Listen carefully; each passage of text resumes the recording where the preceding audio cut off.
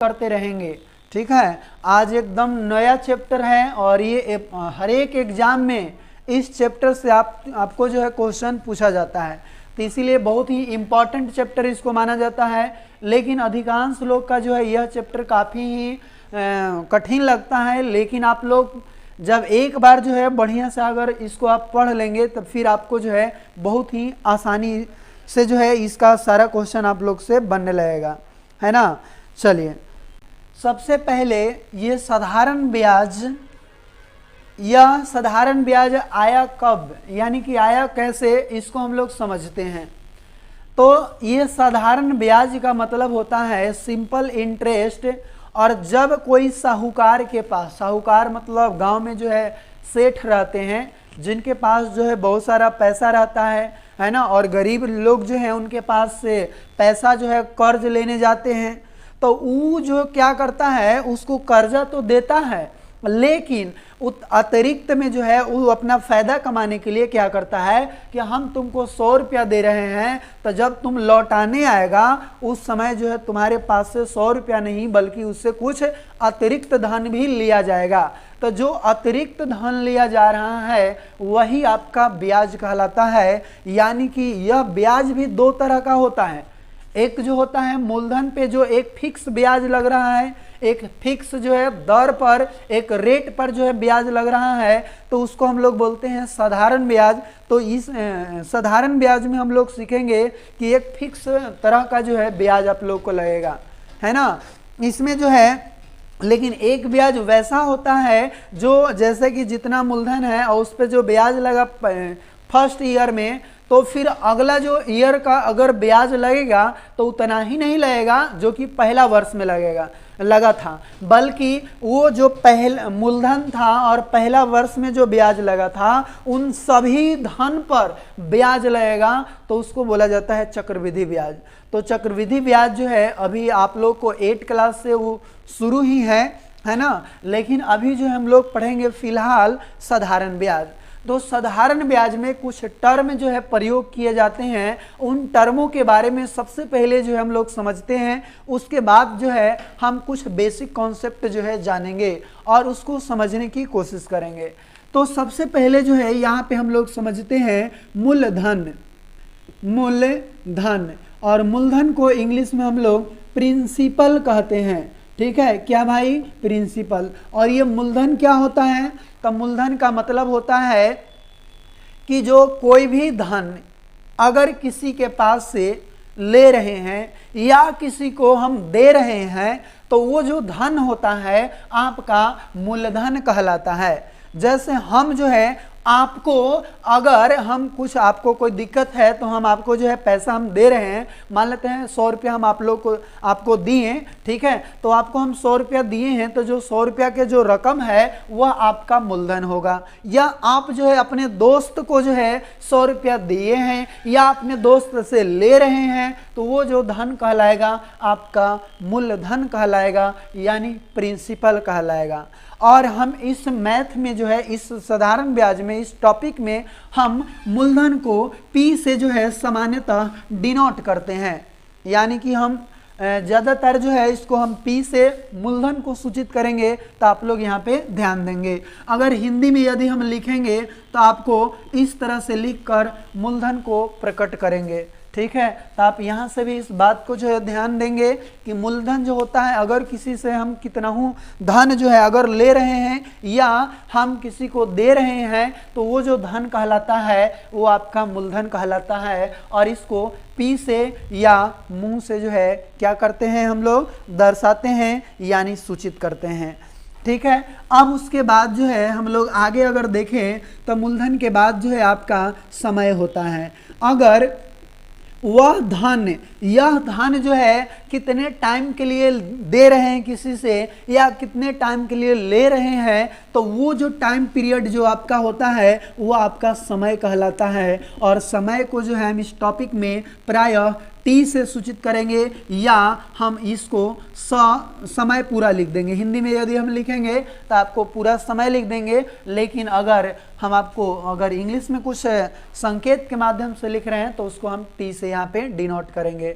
ठीक है, उसके बाद यदि हम देखें तो दर प्रतिशत, तो दर प्रतिशत यानी इसको कहते हैं रेट परसेंटेज।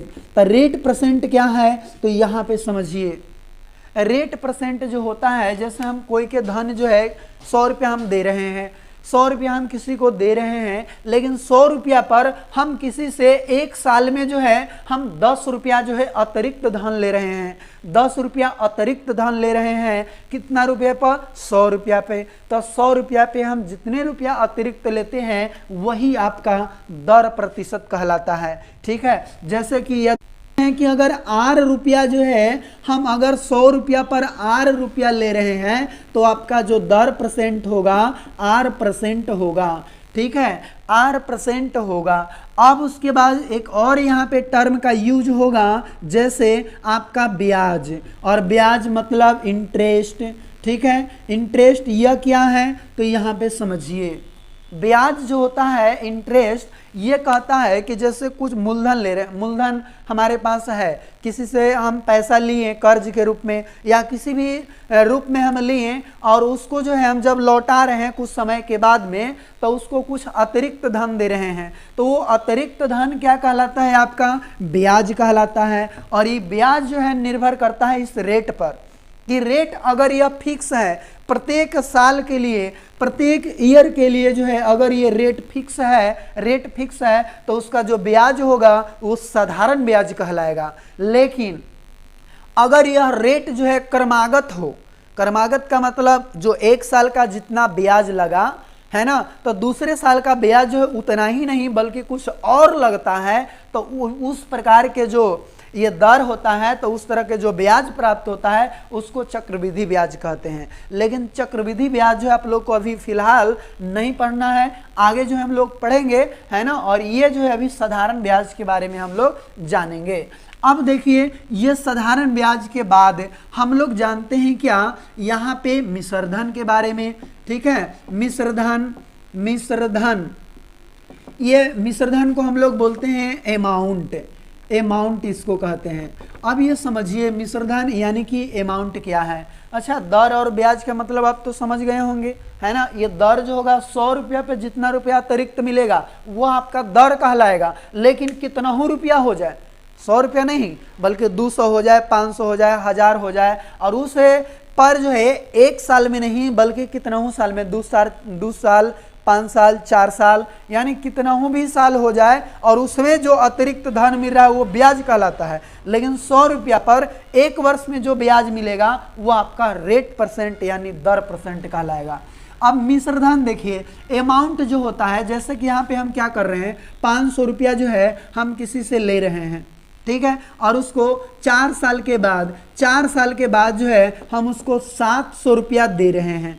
500 रुपया लिए हैं लेकिन 700 रुपया उसको दे रहे हैं, तो बताइए कितना जो है 4 साल में कितना ज़्यादा हम उसको दे रहे हैं, तो आप पाएंगे कि 200 रुपया हम अतिरिक्त दे रहे हैं। तो ये 200 जो अतिरिक्त है यही आपका कहलाएगा कुछ ही ब्याज कहलाएगा। लेकिन ये जो अतिरिक्त धन हुआ और ये जो आपका मूलधन हुआ, ये दोनों को अगर ऐड करते हैं, जोड़ते हैं, तो जो आपका टोटल रकम होता है ये प्राप्त होता है, 700 प्राप्त होता है। तो ये 700 जो आपका होगा यह आपका मिश्रधन कहलाता है, यानी कि मिश्रधन का मतलब टोटल धन कहलाता है।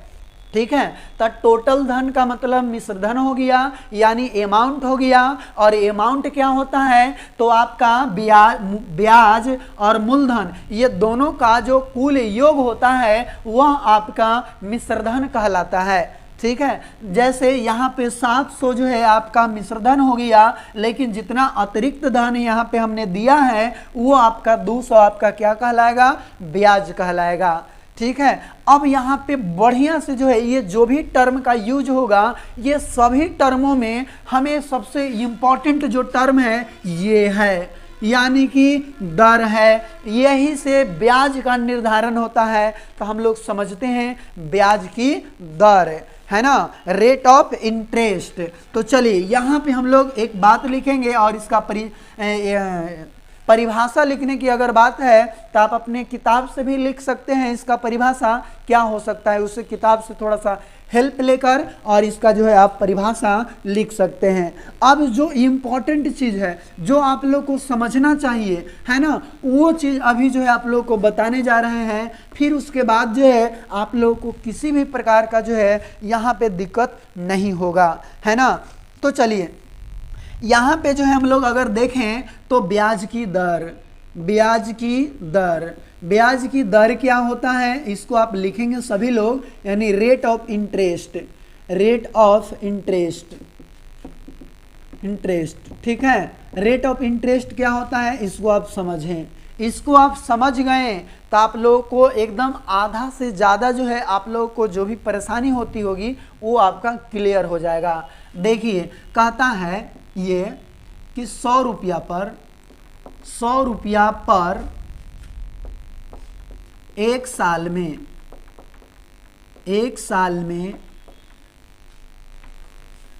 मिलने वाला ब्याज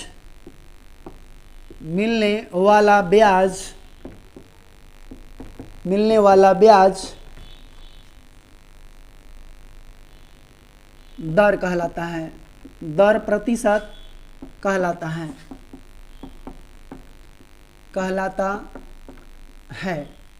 एक छोटा सा लाइन हमने यहाँ पे लिखा है कि 100 रुपया पर कहलाता है। एक छोटा सा लाइन हमने यहाँ पे लिखा है कि 100 रुपया पर एक साल में मिलने वाला जो ब्याज होगा वो आपका क्या कहलाएगा, दर कहलाएगा। जैसे कि यहाँ पे देखिए अगर ये 100 रुपया में 100 रुपया ये है और 100 रुपया पर एक वर्ष में, एक ईयर्स में हमको 20 रुपया जो है ब्याज मिल रहा है। ये क्या है, आपका मूलधन है, ये आपका मूलधन है, मूलधन, और ये आपका क्या है, ब्याज है, ठीक है। यानी इसका मतलब क्या हुआ कि 100 रुपया पर एक साल में ब्याज हमें मिल रहा है 20 रुपया, तो आपका रेट परसेंट जो होगा वह 20% कहलाएगा।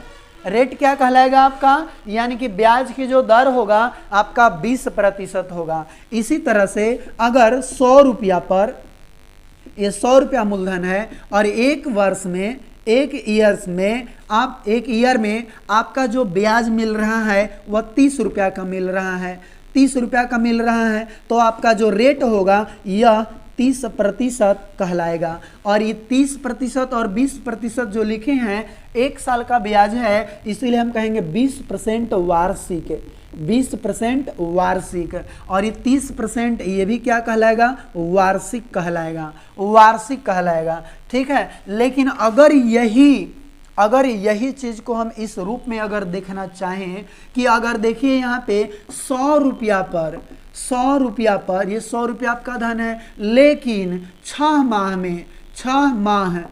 माह में आपका जो ब्याज मिल रहा है वो आपका 25 रुपया मिल रहा है। 6 माह में कितना मिल रहा है, 25 रुपया मिल रहा है, तो आपका जो दर होगा वह 25% छमाही होगा, 25% आपका छमाही होगा, ठीक है। तो कहीं पे अगर लिखा रहे कि 25% छमाही ब्याज की दर है तो आप ऐसे समझेंगे कि 100 रुपया पर 6 माह में 25 रुपया ब्याज आपको लगा है। अगर कुछ ऐसा लिखा रहे कि 100 रुपया ब्याज पर, 100 रुपया मूलधन पे आपका 3 माह में जो है आपका जो ब्याज लगा है वो आपका 10 रुपया का लगा है। 3 माह में ब्याज जो है कितना लगा है, 10 रुपया का ब्याज लगा है, तो इसका जो दर होगा, रेट जो होगा, यह 10% तिमाही होगा, 10% तिमाही होगा, ठीक है। तो अगर कहीं पे लिखा रहे कि यदि ब्याज की दर जो है 10% तिमाही है, तो इसका मतलब हुआ कि 100 रुपया पर 3 माह में ब्याज 10 रुपया है, ठीक है। अगर आपको कुछ ऐसा क्वेश्चन कर दे, इसको साथ में आप लिखते चलेंगे, ठीक है। अगर देखिए इसी को जो हम बहुत सारे परिवर्तन करके हम यहाँ पे बता सकते हैं आप लोग को। जैसे कुछ ऐसा भी क्वेश्चन रहेगा कि 100 रुपया पर जो आपका एक साल में नहीं 9 माह में ठीक है, 9 माह में आपका जो ब्याज मिल रहा है वह आपका कितना मिल रहा है भाई, तो हम आपको कर दिए हैं यहाँ पे 40 रुपया। कितना, 40 रुपया। तो जो आपका रेट कहलाएगा वह 40% 9 माही कहलाएगा, यानी कि 9 माही ऐसा कहलाएगा। ठीक है, कहीं पे अगर लिखा रहे कि 4% 9 माही है, इसका मतलब 100 रुपया पर 9 माह में ब्याज जो है वह 40 रुपया का लग रहा है। कहीं पे ऐसा लिखा रहे 100 रुपया पर नहीं, 1 रुपया पे यहाँ पे लिखा हुआ है कि 1 रुपया 1 माह, 1 रुपया पर 1 माह का जो ब्याज है आपको 10 पैसा है। कितना है, 10 पैसा है। तो आप अगर रेट अगर निकालना चाहेंगे तो जो रेट कहलाएगा आपका 10 पैसे प्रति रुपया, 10 पैसे प्रति रुपया प्रति मासिक जो है इसका दर है, ऐसा कहलाएगा। ठीक है, तो इसको आप समझ पाए होंगे। अब देखिए, अब जो इस परिभाषा से ही हम एक जो है फार्मूला का निर्माण कर रहे हैं, तो यहाँ पे आप जो है इस फार्मूला को अभी आप देखने की, समझने की कोशिश करेंगे। बाकी आपका जो भी प्रॉब्लम है वो आपका वीडियो को अंत में जो है आपको बताया जाएगा। आप जो है अभी पढ़ने पर ध्यान दें। बाकी जो है अनावश्यक अगर आप बात करते हैं तो आप जो है गलत काम करते हैं। इसीलिए जो है आप अभी जो है ये सब कोई मैटर जो है आप कमेंट बॉक्स में ना लिखें। हम सभी प्रॉब्लम को जो है हम समझ पा रहे हैं, हम जान रहे हैं, सभी चीज़ को वीडियो को अंत में बताया जाएगा। अभी जो है आप सीरियसली होकर जो है केवल आप इस टॉपिक को समझने की कोशिश करें, है ना। फिर जो है आपको ये दोबारा जो है समझने का मौका नहीं मिलेगा। ठीक है, इसीलिए आप समझने की कोशिश करें। आप इसका मतलब तो आप समझ गए होंगे, है ना, कि 100 रुपया पर 1 साल में मिलने वाला जो ब्याज होगा वही आपका दर % कहलाएगा, है ना। यानी कि अगर दर % को अगर आपको निकालना है, ठीक है, जैसे यहाँ पे दे दिया कि 500 रुपया पर 5 साल में, चाहे 4 साल में, 4 साल नहीं ले रहे हैं, 1 साल, 1 ईयर में जो ब्याज मिल रहा है वो आपका 200 रुपया का मिल रहा है। कितना मिल रहा है, 200 रुपया। यहाँ फिर से समझिएगा, 500 रुपया पर 1 साल में ब्याज जो है 200 रुपया मिल रहा है। तो आप रेट बताएं कि रेट इसका क्या है। तो रेट निकालने के लिए आप सीखें। तो रेट अगर आप लोगों को निकालना है तो हम जानते हैं कि 100 रुपया पर 1 साल में जितना ब्याज मिलता है ना, वही आपका दर % कहलाता है। तो ये 1 साल तो है, लेकिन ये 100 रुपया नहीं है, इसीलिए हम कहेंगे 1 रुपया में बताओ। 1 रुपया में 1 रुपया पर 1 ईयर में जो ब्याज मिलेगा वह कितना मिलेगा। तो आप कहेंगे 200/500, 200/500। लेकिन आप कहेंगे 100 रुपया पर बताओ, 100 रुपया पर अगर 1 साल में ब्याज कितना मिलेगा, तो 1 साल में जो ब्याज मिलेगा 200/500 और गुना में 100 होगा। इसको 0 0 काट देंगे, 5 से आप काटेंगे तो आपका 40 आ जाएगा, 40। तो ये 40 क्या कहलाएगा, आपका रेट, यानी कि रेट निकल के आ गया कितना, 40% आ गया, है ना। एक और इसी तरह से आप समझें, है ना, उसके बाद जो है आप पूरा एकदम क्लियर आपका हो जाएगा। जैसे यहाँ पे हम एक और क्वेश्चन लेते हैं कि 800 रुपया मूलधन है और 800 रुपया पर 1 साल में, 1 ईयर में जो ब्याज मिल रहा है वो आपका कितना मिल रहा है। तो हम यहाँ पे दे दिए 500 रुपया का ब्याज मिल रहा है।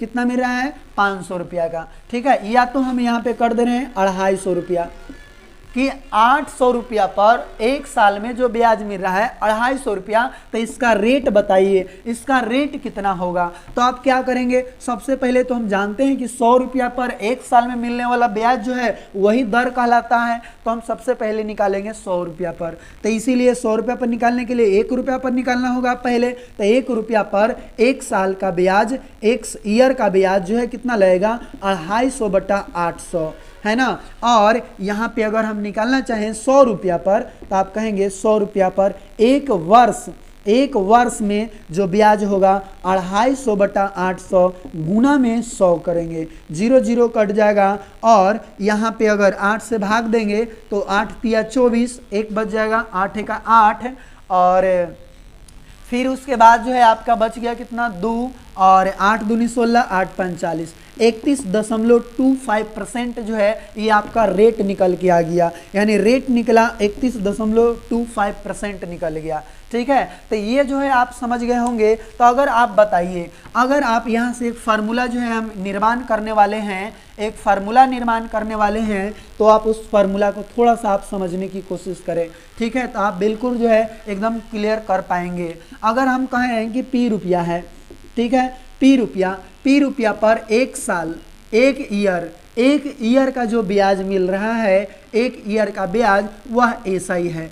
एक ईयर का ब्याज क्या है आपका, ऐसा ही है। तो बताइए आप, अगर हम कहेंगे कि इस पर 1 रुपया का बताओ, 1 रुपया पर जो है एक साल में, एक ईयर में जो ब्याज होगा कितना होगा, तो SI बटा P होगा। ठीक है, इसीलिए 100 रुपया पर हम निकालेंगे कि 100 रुपया पर एक साल का ब्याज, एक साल का ब्याज कितना होगा, SI बटा P और गुना में 100 होगा। लेकिन यहाँ पे ध्यान देंगे कि SI जो होगा ये कितना साल के लिए होगा, 1 ईयर के लिए होगा। ये 1 ईयर, ठीक है, 1 ईयर के लिए होगा और गुना में 100 करेंगे तो ये आपका रेट निकल जाएगा। यानी कि रेट का ये फार्मूला आ गया SI इन 1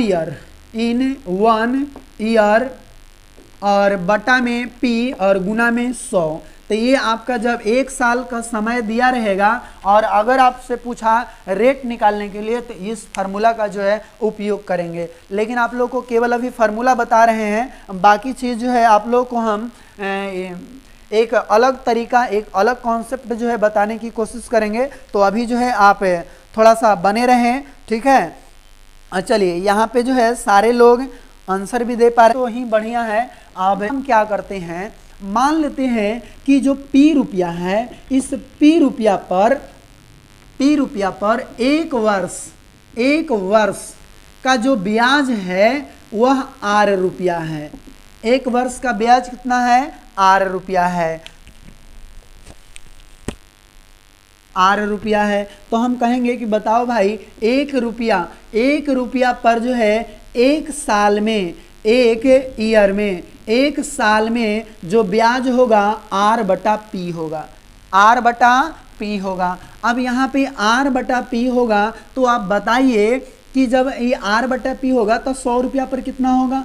ठीक है, यानी कि 100 रुपया पर एक वर्ष, एक ईयर्स में जो ब्याज आपका होगा R बटा 100, R बटा P और गुना में क्या होगा आपका 100 होगा। ठीक है, तो इस प्रकार से R बटा P गुना 100 कर सकते हैं। लेकिन इसी को जो हम अगर दूसरे तरह से देखें, 100 रुपया से लेकर, ठीक है, क्योंकि परिभाषा के अनुसार जो हम अगर लें तो आप क्या कहेंगे कि चूंकि 100 रुपया पर एक साल का, एक ईयर का जो ब्याज आपको मिल रहा है वो दर कहलाता है। तो मान लेते हैं कि एक साल का जो ब्याज हुआ वो R रुपया हुआ, एक साल का ब्याज कितना हुआ, R रुपया हुआ। इसीलिए एक रुपया पर जो है एक साल का, एक ईयर का जो ब्याज होगा आपका कितना होगा, R बटा 100 हो जाएगा, R बटे 100 होगा। अब देखिए, तो यहाँ पे अगर P रुपया पर अगर निकालना चाहें कि P रुपया अगर रहेगा, तब एक ईयर में जो है ब्याज आपका कितना होगा, तो R बटा 100 और गुना में P होगा। लेकिन ये कितना साल के लिए है, एक साल के लिए ना। हम निकालना चाहते हैं T समय के लिए, तो T समय के लिए अगर निकालना चाहते हैं तो P रुपया पर T वर्ष में, T ईयर्स में जो ब्याज होगा R P बटा 100 और गुना में क्या हो जाएगा, T1 हो जाएगा। यानी इसको हम ऐसा लिख सकते हैं P गुना R गुना T, ऐसा हो जाएगा। तो ये जो आपका ब्याज कहलाएगा पूरा T समय, यानी कि P रुपया पर T समय का जो ब्याज होगा आपका ऐसा ही होगा, P गुना R गुना T बटा 100, ये आपका ऐसा ही होगा। तो आप यहाँ से ऐसा ही का जो है फार्मूला याद रखें, साधारण ब्याज का फार्मूला याद रखें कि P गुना R गुना T बटा 100, P गुना R गुना T बटा 100, यह आपका क्या कहलाएगा, साधारण ब्याज कहलाएगा। एक बार इसको फिर से आप समझे क्या, तो 100 रुपया पर एक वर्ष का जो ब्याज है R रुपया है ना, इसीलिए 1 रुपया पर 1 वर्ष का जो ब्याज होगा r/100 हो जाएगा। इसीलिए p रुपया पर 1 साल का ब्याज r/100 गुना p हो जाएगा, है ना। और p रुपया पर हम 1 साल में नहीं बल्कि t ईयर में निकालना चाहते हैं, तो 1 साल का ब्याज इतना है तो t साल का तो t से गुना हो जाएगा। इसी को हम सरिया के गुना कर दिए, तब p गुना r गुना t बटा 100, ये आपका ऐसा ही हो जाएगा। यानी साधारण ब्याज जो है p रुपया पर t वर्ष पर अगर निकालना चाहते हैं तब p गुना r गुना t बटा 100। यही आप लोग जो है रट्टा मारते होंगे कि साधारण ब्याज बराबर मूलधन गुना दर गुना समय बटा में 100, यही याद करते थे ना। लेकिन आज देख लिए कि ये फार्मूला जो है ये कहाँ से आया। अब देखिए, अगर अमाउंट का निकालना चाहें, अमाउंट बराबर जानते हैं p प्लस एस आई, है ना। तो p है तो p, एस आई का वैल्यू कौन है, ये वाला है, यानी कि p/t बटा में 100, p/t बटा में 100। तो देखिए तो ये p कॉमन हो जा रहा है, तो p को कॉमन कर लेंगे तो 1 प्लस RT बटा 100 इतना बचेगा।